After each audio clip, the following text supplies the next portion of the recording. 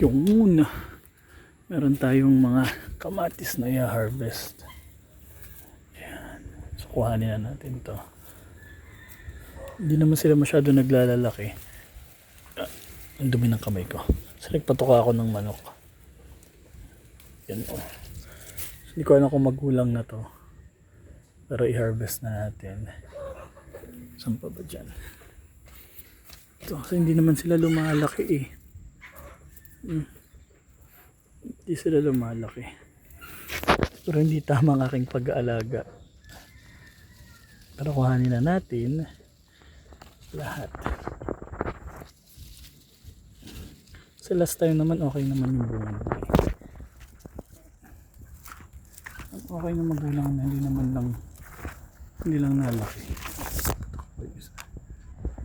Patuloy silang cherry tomato. Pero nakakain naman siya. Kahit hindi pa ganun kalaki. Pero yan. Nice. Ito, meron tayong harvest na kamatis. Nice.